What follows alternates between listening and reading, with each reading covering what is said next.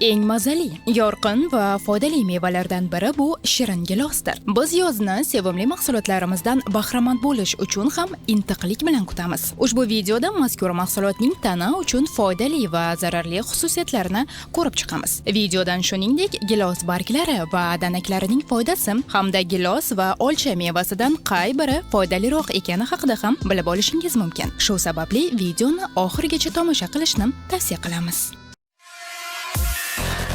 Eng sifatli va eng ishonchli faqatgina Dr. Uz YouTube kanalida. Gilos boshqa turdagi meva yoki sabzavotlardan nafaqat kichiklarni, balki kattalarni ham o'ziga jalb qilib turadigan shirin ta'mi bilan ajralib turadi. Ushbu rezavor tarkibida yurak-qon tomir tizimi, ovqat hazm qilish va asab tizimlari, shuningdek suyaklar va bo'g'imlarning sog'ligi uchun zarur bo'lgan vitaminlar, antioksidantlar va minerallarning barcha turlari mavjud. Hozirda gilos havo harorati jihatidan sharoiti imkon beradigan hamma joyda o'stiriladi. Yurtimiz ham bundan mustasno emas albatta. Tarixga nazar tashlaydigan bo'lsak, birinchi rezavorlar qadimgi Rimda paydo bo'lgan. Kerasuntadagi sayohatchilar ilk bor gilosni tatib ko'rishgan deb hisoblashadi. Biroq gilos uzoq vaqt davomida mashhur emas edi. Keyinroq odamlar bu mevalar qushlarni o'ziga jalb qilayotganini payqagach, gilosni qush gilosi deb atay boshlashgan. Ko'p yillar o'tgach esa 15-asrning oxirida mazkur rezavor meva nomi biz biladigan gilos nomiga o'zgartirildi. Gilosning organizm uchun foydali xususiyatlari. Aslida gilos dori vositasi emas, ammo uni boshqa dorilar bilan birgalikda ishlatish quyidagi holatlarda yordam beradi. Yuqori qon bosimi, qon tomir trombozining rivojlanish ehtimoli, qondagi yuqori xolesterin, past immunitet, tez shamollash, oshqozon ichak trakti organlari bilan bog'liq muammolar. Gilos tarkibida shuningdek vitaminlar hamda teri, soch va tirnoqlarning go'zalligi uchun zarur moddalar mavjud.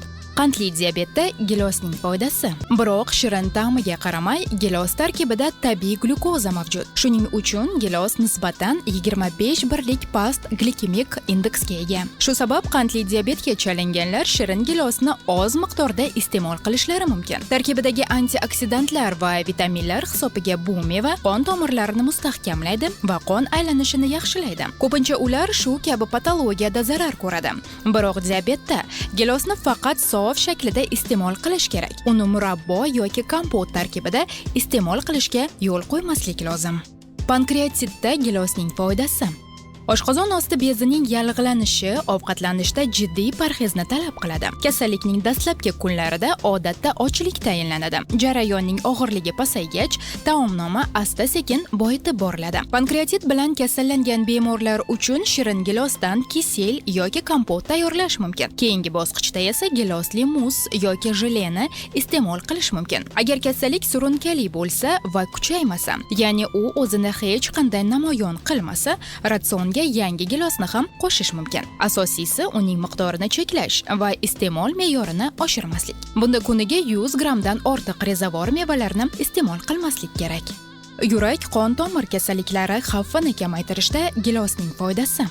Har qanday rezavor meva, sabzavot yoki mevani iste'mol qilish yurak-qon tomir tizimining sog'ligini yaxshilaydi va og'ir asoratlar rivojlanishini kamaytiradi. Ushbu mahsulotlar tarkibida qon aylanishini yaxshilaydigan, ortiqcha xolesterinni kamaytiradigan, qon quyilishi va trombozning oldini oladigan foydali moddalar mavjud. Shirin gilos kaliyga boy bo'lganligi sabab boshqa vositalar bilan birgalikda yurak yetishmovchiligi va ritmi buzilishida yordam beradi. U yurak mushaklarini kuchaytiradi va uning qisqarishini yaxshilaydi. Shuningdek, bu meva qon bosimini pasaytirishga yordam beradi. Uning tarkibiga kiruvchi antioksidantlar esa to'qimalarni erkin radikallardan himoya qiladi.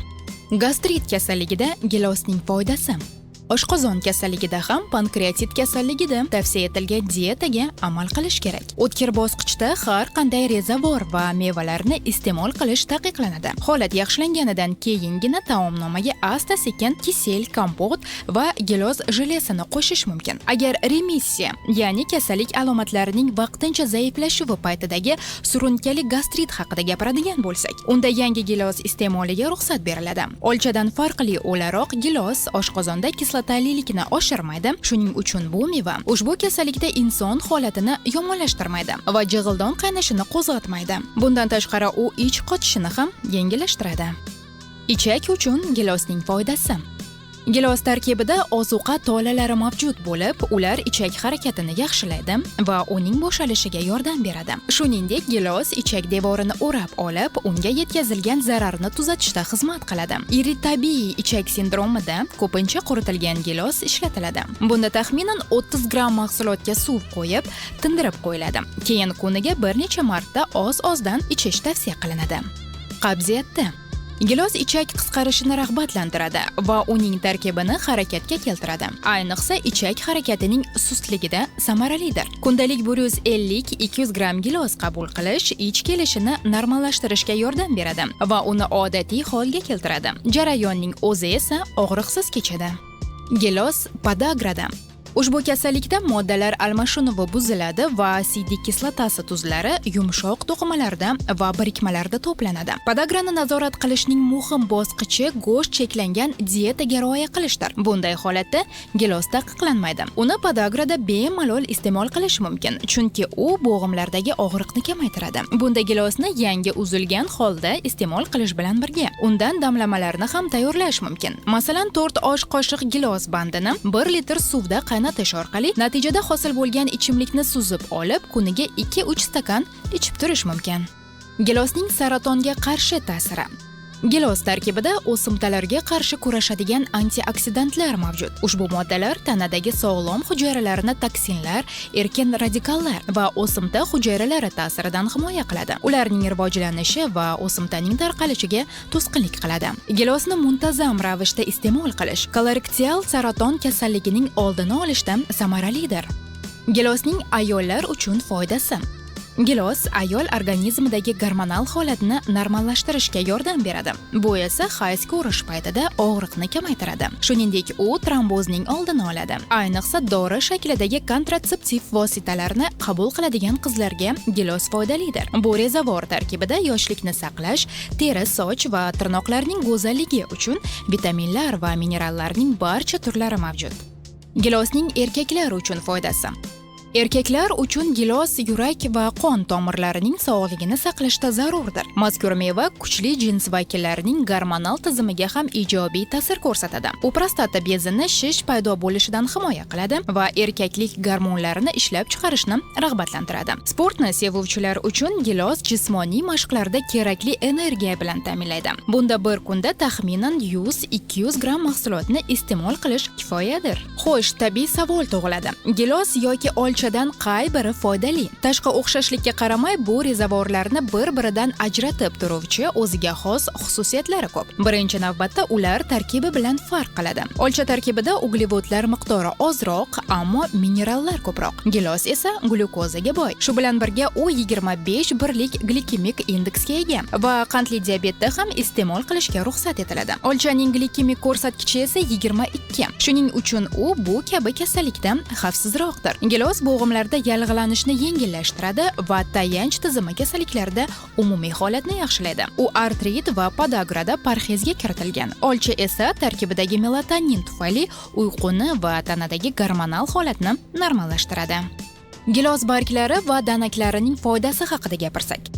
Hamma ham foydali moddalar nafaqat gilosning o'zida, balki uning danaklari hamda barglarida ham mavjudligini bilmaydi. Uning ushbu qismlarini tashlab yuborishdan oldin o'ylab ko'rishga arziydi. Masalan, foydali choyni gilosning to'g'ralgan barglaridan 1 choy qoshiq olib, ustiga 1 stakan issiq suv quyish orqali tayyorlash mumkin. Olingan damlama antiseptik xususiyatlarga ega bo'lib, uni tirnoq zamburug'larining oldini olishda ham qo'llash mumkin. Agar 1 stakan qaynoq suvga 1 osh qoshiq gilos bandini qo'shsangiz, asab tizimini tinchlantiradigan damlamaga ega bo'lasiz. Ushbu ichimlikni yotishdan oldin yoki aqliy charchoq holatidan keyin iste'mol qilgan yaxshi. Meva tarkibidagi amigdalin moddasi asab tizimiga shunday ta'sir ko'rsatadi. Shuningdek, u gilos danaklarida ham uchraydi. Shu sababli ulardan turli damlamalarni tayyorlash mumkin. Gilosning zarari va nojo'ya ta'sirlariga kelsak.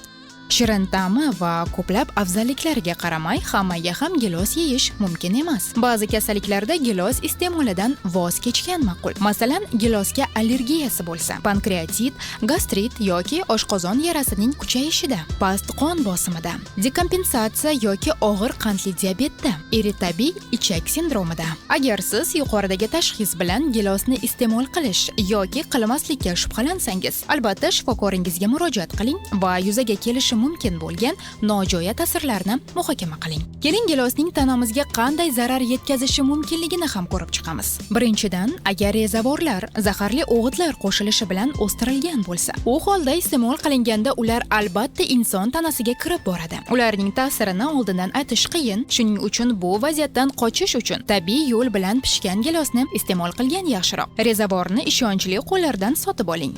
Ikkinchidan, gilosni ko'p iste'mol qilish diareya va qorin og'rig'i paydo bo'lishiga olib keladi. Shuningdek, surunkali kasalliklarni ham kuchaytiradi. Shu sababli iste'mol qilinadigan mahsulot miqdorini nazorat qiling. Bir kunda 150 va 200 gram yetarli bo'ladi. Ushbu ko'rsatkich har bir inson uchun o'z sog'ligidan kelib chiqib belgilanadi albatta. Mutlaqo sog'lom kattalar yoki bola uchun hatto bundan ham ko'prog'i zarar bo'lmaydi. Gilos foydali va xavfsiz bo'lishi uchun ularni pishib yetilgan davrida sotib olish yaxshiroqdir. Shundagina uning tabiiy sharoitda yetishtirilganlik ehtimoli ancha yuqori bo'ladi. Albatta, eng yaxshi variant sizning bog'ingizdagi gilosdir. Uni yetishtirish usullarini o'zingiz bilsangiz, uning xavfi va foydali jihatlaridan ham xabardor bo'lasiz. Nima bo'lganda ham tanangizni vitaminlar va foydali moddalar bilan to'yintirish uchun ushbu rezavorni iste'molingizga kiriting. Shuning bilan videoni yakunlaymiz. Kanalda esa sabzavot hamda mevalarning foydasi va zarari, shuningdek kasalliklar va ularni davolash usullari haqida ko'plab qiziqarli videolarni topishingiz mumkin. Shuning uchun kanalga obuna bo'ling